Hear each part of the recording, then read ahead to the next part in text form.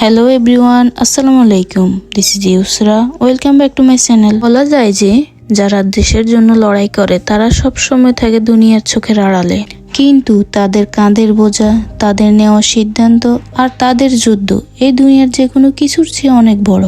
আসল হিরো তারা নয় যারা পর্দা দেখা যায়, বরং আসল হিরো তারাই যাদের জয় যেমন গোপন থাকে তেমনি তাদের মৃত্যু পর্যন্ত গোপন থেকে যায়।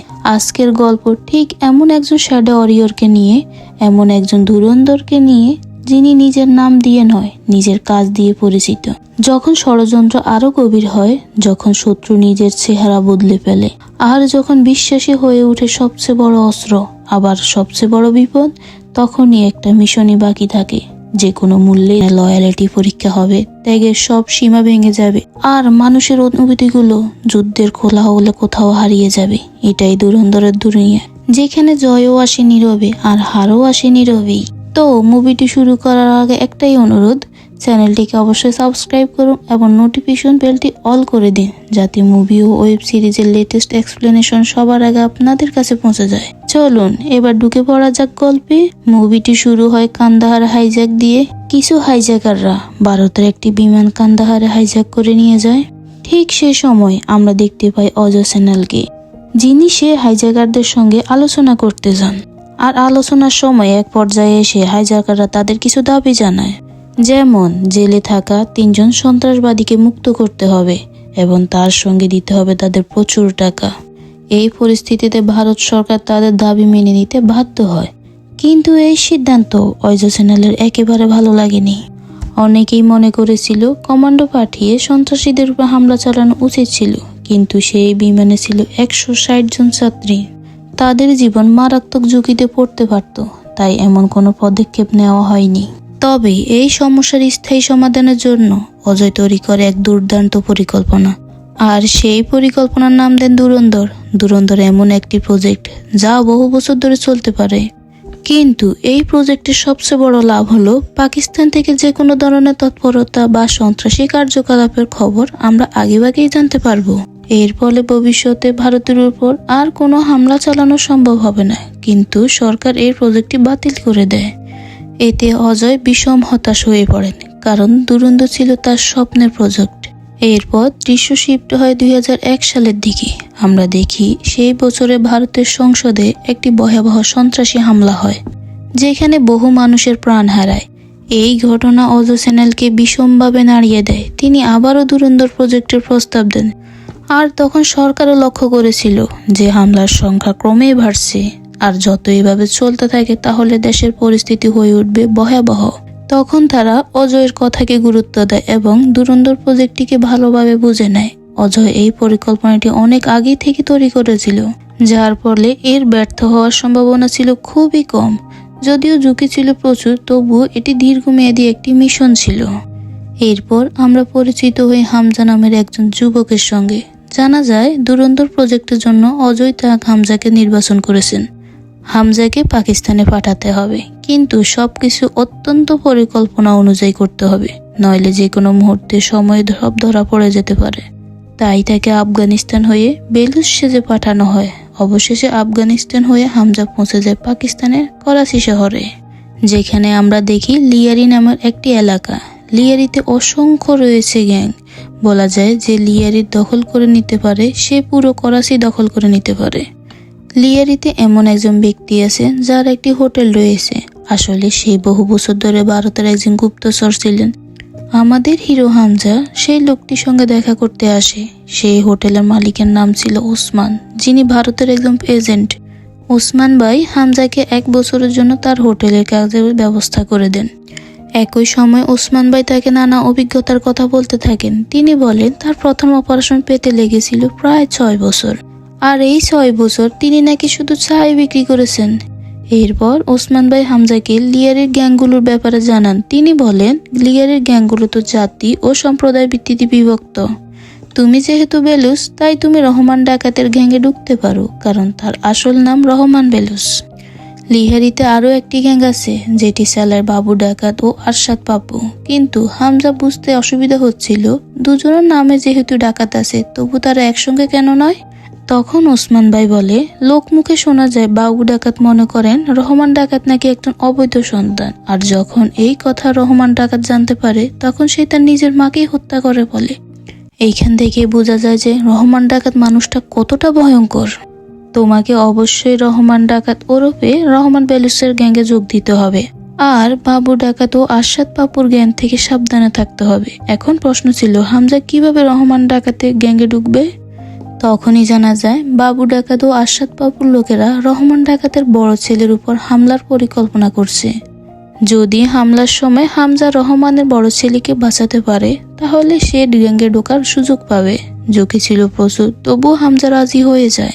একদিন রহমান ডাকাতের দুই ছেলে একটি বিয়ের অনুষ্ঠানে গেলে হঠাৎই তাদের উপর হামলা হয়, আর এই হামলাটি করেছিল বাবু ডাকাত ও আরশাদ পাপুর লোকেরা।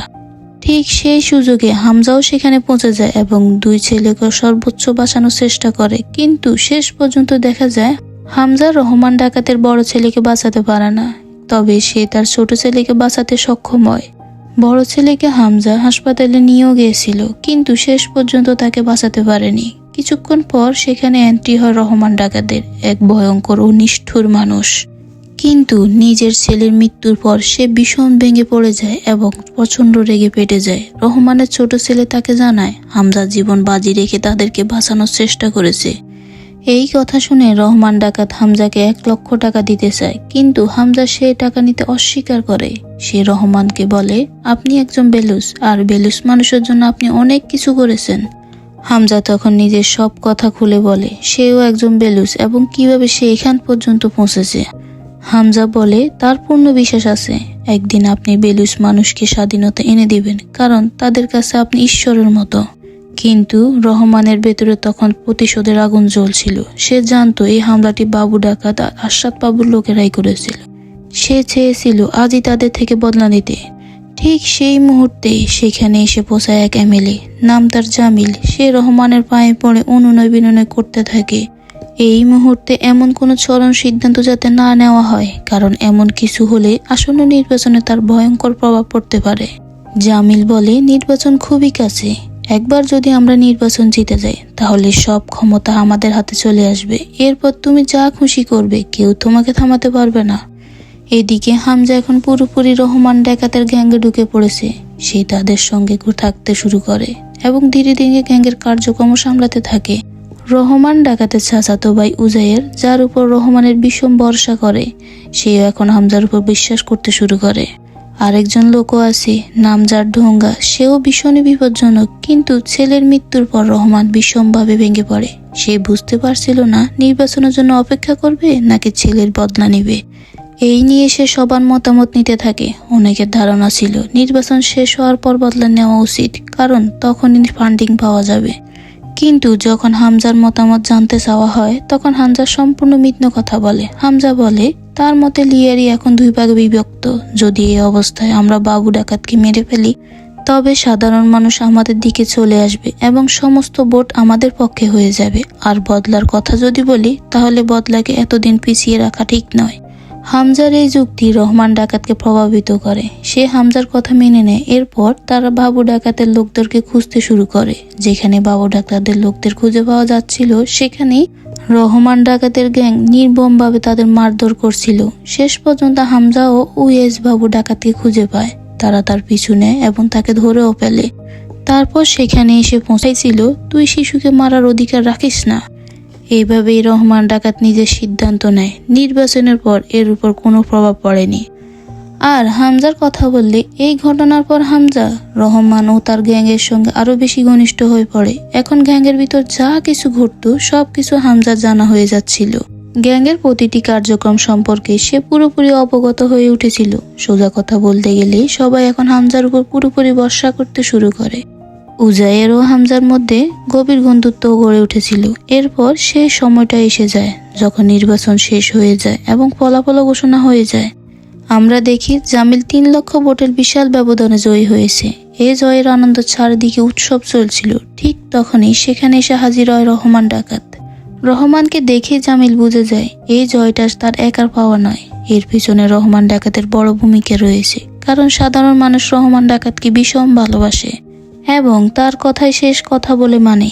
এই জায়গাতেই আমরা প্রথমবার দেখি জামিলের মেয়ে আমিলাকে, যে মেডিকেলে পড়াশোনা করছে।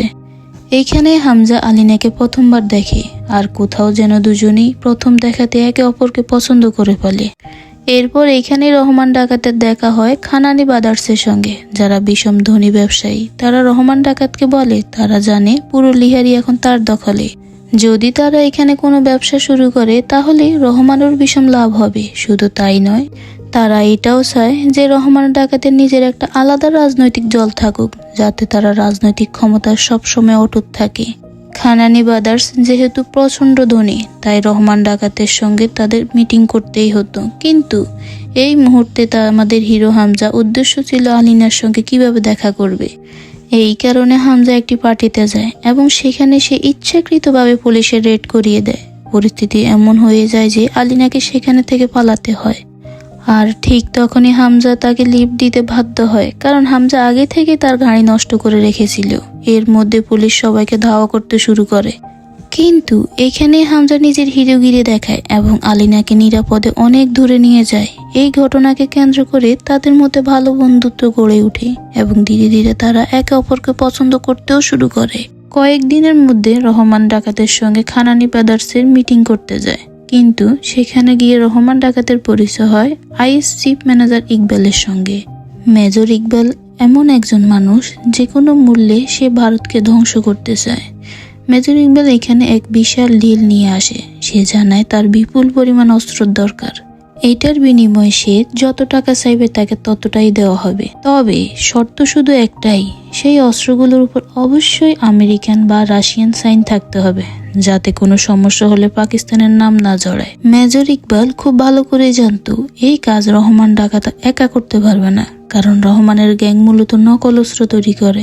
আসল অস্ত্র তো আসবে শুধু বেলুচদের কাছ থেকে, কিন্তু মেজর ইকবাল নিজেই বেলুচদের সঙ্গে এই ব্যাপারে ডিল করতে পারে না, কারণ বেলুচদের সঙ্গে আইএসের সম্পর্ক ভীষণ খারাপ। তাদের প্রায় সংঘর্ষ হয় আর উভয় পক্ষের লোকজনই মারা যায়। এই কারণে মেজর ইকবাল চায় রহমান ডাকাত যেন বেলুচদের সঙ্গে এই অস্ত্রের ডিল করে, কারণ যদি রহমান ডাকাত তাদের কাছ থেকে অস্ত্র চায় তাহলে বেলুচরা নিজেদের সবকিছু তার সামনে খুলে ধরবে। কিন্তু রহমান ডাকাত তো মোটেও নিজেদের মানুষের সঙ্গে বিশ্বাসঘাতকতা করতে চায় না, কারণ সে নিজেও একজন বেলুচ। তবুও এখানে এসে রহমান ডাকাতের মনে লোভ ঢুকে পড়ে।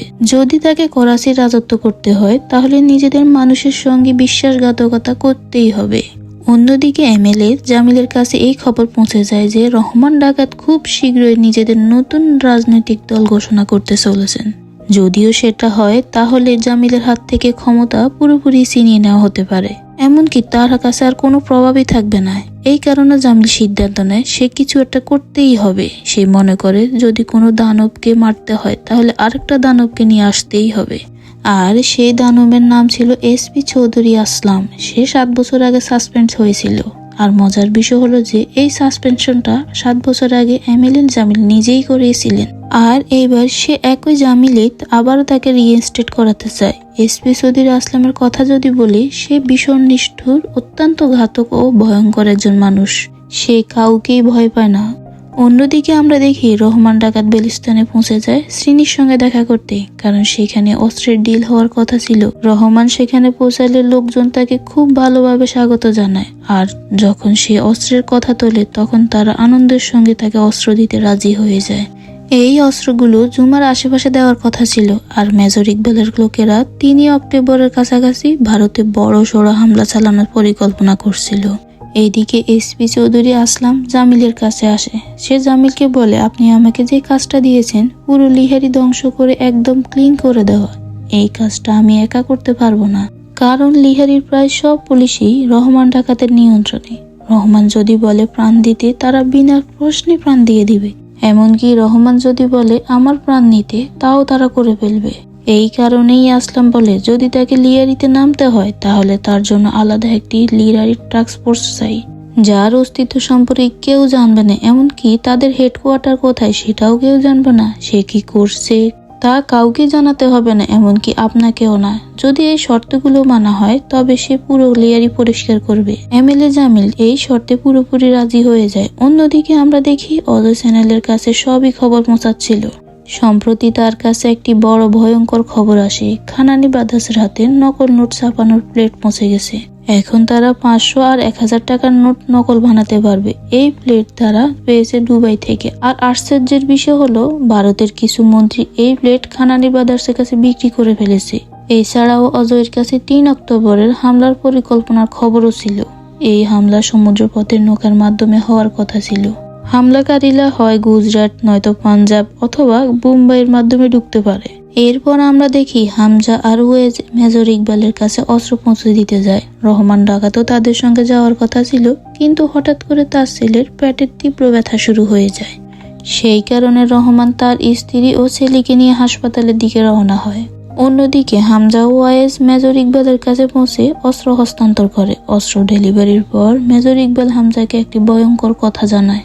সে বলে 3 অক্টোবর ভারতে হামলা হওয়ার কথা ছিল, কিন্তু সেই খবর ভারত আগে থেকে জেনে গেছে। এমনকি এই খবরটাও এখন তাদের কাছে জানা হয়ে গেছে। এই কথা বলার পরই মেজর ইকবাল একজন মানুষকে ভয়ঙ্করভাবে নির্যাতন করে হত্যা করে। হামজার সামনে দাঁড়িয়ে এসব দেখছিল, কিন্তু কিছুই করতে পারছিল না সে। অন্যদিকে আমরা দেখি রহমান ডাকাত তার স্ত্রী ও অসুস্থ ছেলেকে নিয়ে হাসপাতালে যাচ্ছিল। ঠিক মাঝপথে তাদের উপর হামলা হয়। আর এই হামলাটা আর কেউ নয়, এসপি আসলামই করেছিল। আসলাম আসলে এই সুযোগটার জন্য ওত পেতেছিল কবে রহমান একা হবে। আক্রমণে তার লোকেরা সবাইকে মেরে ফেলে। শেষে রহমান তার স্ত্রী ও সন্তানকে নিয়ে একা হয়ে যায়। যদিও সে আত্মসমর্পণ না করত, তাহলে পুরো পরিবারকে তারা মেরে ফেলতো। তাই রহমান ডাকাত বাধ্য হয়ে আত্মসমর্পণ করে। আত্মসমর্পণের পরে এসপি চৌধুরী আসলাম তাকে নির্মমভাবে মারধর করে। এই খবরটা দ্রুত হামজা ও উওয়াইজের কাছে পৌঁছে যায়। তারা ভালো করেই জানতো আসলাম রহমান ডাকাতকে এনকাউন্টার করে মারবে, তাই যে কোনো মূল্যে হামজা রহমান ডাকাতকে বাঁচাতেই হতো। ঠিক তখনই হামজা জানতে পারে রহমানের ছেলেকে বাড়িরই একজন লোক ওষুধ দিয়েছিল, যার কারণে তার পেট ব্যথা শুরু হয়েছিল। আসলে সেই লোকটি বিশ্বাসঘাতকতা করেছিল। সে প্রায় 40 বছর ধরে রহমানের সঙ্গে কাজ করছিল, কিন্তু সামান্য টাকার লোভে সে গাদ্দারি করে ফেলে। হামজা তাকে ভয়ঙ্করভাবে মারধর করে সব কথা বের করে নেয়। যদিও সে খুব বেশি কিছু জানতো না, তবে লিয়ারি টাস্ক ফোর্সের অফিস কোথায় সে সেটা জানতো। এরপর হামজা ও ওয়াইজ পুরো গ্যাং নিয়ে সে অফিসে হামলা চালায়। তারা টাস্ক ফোর্সের লোকদেরকে উল্টো ঝুলিয়ে দেয়। এই ঘটনার ভিডিও হামজা সরাসরি এসপি চৌধুরী আসলামের কাছে পাঠিয়ে দেয়। এই ভিডিওটা দেখার পর আসলাম বাধ্য হয় হামজার কথা মানতে, আর সেই কারণে রহমান ডাকাতকে তারা ছেড়ে দিতে বাধ্য হয়। হামজা তখন আরেকটি চাল চালাচ্ছিল। আলিনা গোপনে নিজের বাড়িতে একটি ভিডিও রেকর্ডিং করেছিল। সেই ভিডিওতে দেখা যায় তার বাবা জামিল, এসপি চৌধুরী আসলাম আর আরশাদ বাবু বসে রহমান ডাকাতকে মারার পরিকল্পনা করছিল। কিন্তু এত কিছু প্রমাণ থাকার পরও আশ্চর্যজনকভাবে এসপি চৌধুরী আসলামের কিছুই হয় না। কিন্তু যখন এসপি চৌধুরী আসলাম নিজের টাস্ক ফোর্সের অফিসারদের উল্টো করে ঝুলানো আধমরা অবস্থায় দেখতে পায়, তখন সে আর কোনো উপায় না পেয়ে তখনই হার মেনে যায়। শেষ পর্যন্ত রহমান ডাকাতকে তারা ছেড়ে দিতে হয়। রহমান ডাকাত তখন প্রায় মৃত্যুর মুখী। এসপি চৌধুরী তাকে মারতে যাচ্ছিল, কিন্তু ঠিক সময় রহমান বেঁচে যায়, আর সেটা সম্ভব হয় শুধুমাত্র হামজার কারণে। এরপর কিছুদিন সবকিছু স্বাভাবিকই চলছিল, কিন্তু হঠাৎ করে আমরা জানতে পারি 2009 সালে 26/11 তারিখে তাজ হোটেলে ভয়ঙ্কর হামলা হয়ে যায়। আর এই হামলাটা করিয়েছিল মেজর ইকবাল। হামলার পরে সব সন্ত্রাসীরা এক জায়গায় জড়ো হয়ে উদযাপন করতে থাকে, যেন তারা বিশাল কোনো সাফল্য অর্জন করেছে। বেলুস্তান থেকে আনা সেসব অস্ত্র ছিল, সেগুলোই দিয়ে তারা তাজ হোটেলে হামলা চালিয়েছে। এই দৃশ্য দেখে হামজা পুরোপুরি স্তব্ধ হয়ে যায়। সে বুঝতে পারছিল না এত বড় কিছু হঠাৎ কিভাবে হয়ে গেল, আর এইসব কিছুর খবর তার কাছে কিভাবে পৌঁছায়নি। হামজার রক্ত তখন টকবক করে ফুটছিল। বিষম রাগ হচ্ছিল তার। মনে হচ্ছিল এই মুহূর্তে সবাইকে মেরে ফেলে। কিন্তু ওসমান ভাই তাকে থামিয়ে দেয়। তিনি বোঝান এখন কিছু করলে চলবে না। যদি হামজা ধরা পড়ে যায় তাহলে এত বছরের পরিশ্রম এক মুহূর্তে শেষ হয়ে যাবে। নতুন করে এমন একজন এজেন্ট তৈরি করতে গেলে আবারও বছরের পর বছর সময় লেগে যাবে। কিছুদিন পর আমরা দেখি রহমান ডাকাত তার নতুন রাজনৈতিক দল ঘোষণা করে। এই খবর শুনে এমএলএ জামিল পুরোপুরি ভেঙে পড়ে। সে তখন ভালোভাবেই বুঝে যায় এখন তার রাজনৈতিক অস্তিত্ব বিপন্ন। লিহারিতে এবার রহমান ডাকাতের আইনি শাসনই চলবে। এই ভাবনাতে জামিল আতঙ্কিত হয়ে পড়ে, কারণ তার হাতে আর কোনো ক্ষমতাই থাকবে না। কিন্তু হামজা খুব ভালো করে জানতো এই পরিস্থিতিতে জামিলকে কিভাবে তার ব্যবহার করতে হবে। হামজা আলিনার সাহায্য নেয়। এলিনার মাধ্যমে সে জামিলকে তার বাড়িতে ডেকে পাঠায়। হামজা জামিলকে বলে, আজ পর্যন্ত তুমি যাদের উপর ভরসা করেছো তারা সবাই এমন মানুষ ছিল যারা রহমান ডাকাতকে মেরে ফেললো নিজেরাই লিয়ারির ক্ষমতা দখল করতে পারত। তোমাকে এবার এমন একজনের উপর ভরসা করতে হবে যে একেবারে তোমার নিজের মানুষ। এভাবে হামজা জামিলের সঙ্গে হাত মেলায়, আর এখনই তাদের লক্ষ্য শুধু একটাই, রহমান ডাকাতকে পুরোপুরি ধ্বংস করা। কিন্তু তার আগে আলিনা আর হামজার বিয়ে দেওয়া হয়। তারা একসঙ্গে থাকলেও এখনো বিয়ে হয়নি, তাই এই বিয়েটা খুব ধুমধাম করে আয়োজন করা হয়। এই বিয়েতে উপস্থিত ছিল রহমান ডাকাত, খানানি ব্রাদার্স, এমনকি আইএস চিফ ম্যানেজার ইকবালও। সবাই একসঙ্গে পরবর্তী পরিকল্পনা করতে থাকে, চারদিকে নেশায় আমেজ। এই সুযোগে হামজা তাদের কাছাকাছি চলে আসে। তখন মেজর ইকবাল বলে, পরবর্তী টার্গেট খুব শীঘ্রই হবে, সম্ভবত 15 আগস্টের আশেপাশে, আর তার জন্য যত তাড়াতাড়ি সম্ভব অস্ত্র চাই। রহমান ডাকাত এই প্রস্তাবে রাজি হয়ে যায়, কিন্তু সবাই তখন নেশায় বুধ। এই সুযোগে হামজা 9 আগস্টের তারিখটা ফাইনাল করে দেয়। এই দিনে বেলুস্তান থেকে অস্ত্র আনার কথা বলে, কিন্তু এই তথ্য না রহমান ডাকাত জানতো না ওয়েজ। এই কথা শুধু হামজাই জানতো। হামজা যখন এই কথা ওয়েজেরকে জানায়, তখন ওয়েজ সঙ্গে সঙ্গে বেলুস্তান থেকে অস্ত্র আনতে রওনা দেয়। অন্যদিকে রহমান ডাকাত একটি ওয়াটার সাপ্লাই পাইপলাইনের প্রজেক্ট উদ্বোধন করতে যায়। সেখানে তার সঙ্গে ছিল শুধু হামজা আর কয়েকজন লোক। উদ্বোধন শেষে তারা ফিরে আসছিল। গাড়িতে রহমান ডাকাতদের সঙ্গে ছিল 2জন লোক, আর একজন গাড়ি চালাচ্ছে হামজা। এখানেই আমরা জানতে পারি এসপিসো হামজাই, কিন্তু সমস্যা ছিল একটাই, রহমান ডাকাতকে সেই নির্জন জায়গায় কিভাবে নিয়ে যাওয়া যায়।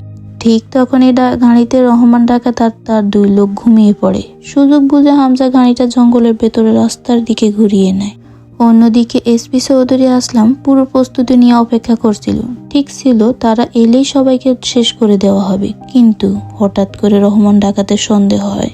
সে বুঝে যায় হামজা তাকে ভুল পথে নিয়ে যাচ্ছে এবং ইচ্ছা করে গাড়ি থামাচ্ছে না। গাড়ির ভেতরে শুরু হয়ে যায় ভয়ঙ্কর মারামারি। হামজা বুঝে যায় আর বেশি দূর যাওয়া সম্ভব নয়, তাই সে ইচ্ছে করে মাঝপথে গাড়ি অ্যাক্সিডেন্ট ঘটিয়ে দেয়। দুর্ঘটনার পর হামজার সঙ্গে সঙ্গে গাড়ি থেকে নেমে পালিয়ে যায়।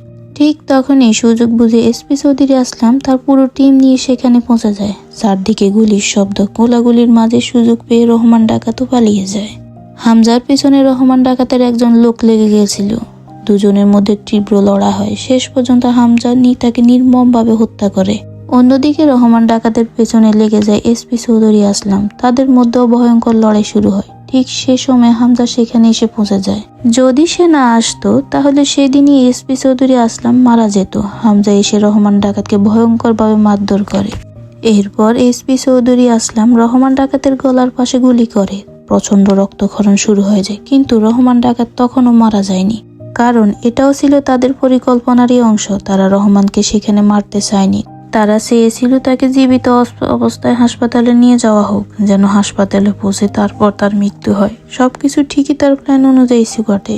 হামজা নিজেও রহমান ডাকাতকে তুলে নিয়ে একটি অটোরিকশায় করে আধমরা অবস্থায় হাসপাতালে নিয়ে যায়। আর হাসপাতালে পৌঁছানোর পরে রহমান ডাকাত শেষ নিঃশ্বাস ত্যাগ করে। সেখানে উজাইয়েরও পৌঁছে যায়। সে ভেঙে পড়ে। অটোর চালক সাক্ষ্য দেয় যে হামজা রহমান ডাকাতকে বাঁচানোর জন্য সর্বোচ্চ চেষ্টা করেছিল, কিন্তু শেষ পর্যন্ত তাকে বাঁচানো যায়নি। এভাবে হামজার উপর কোনো সন্দেহ পড়েনি। এইবার গল্পটা শিফট হয় 2002 সালের দিকে। সেখানে আমরা অজয় সেনালকে দেখতে পাই। 2002 সালের আশেপাশে প্ল্যান ধুরন্ধর অ্যাক্টিভ হয়, আর এই প্ল্যানের জন্যই হামজাকে বেছে নেওয়া হয় এবং তাকে পুরোপুরি ট্রেনিং দিয়ে প্রস্তুত করা হয়। হামজার আসল নাম ছিল জসকিরত সিং জঙ্গি। এমন একজন মানুষ যার মৃত্যু হলেও কারো কিছু এসে যাবে না, কারণ ঠিক এমন কাউকে তারা সিলেক্ট করেছিল। তার ব্যাক স্টোরি ঠিক কি সেটা এখনো পুরোপুরি দেখানো হয়নি, তবে আমাদের এটা জানিয়ে দেওয়া হয়েছিল যে ধুরন্ধরের সেকেন্ড চ্যাপ্টার 19 মার্চ 2007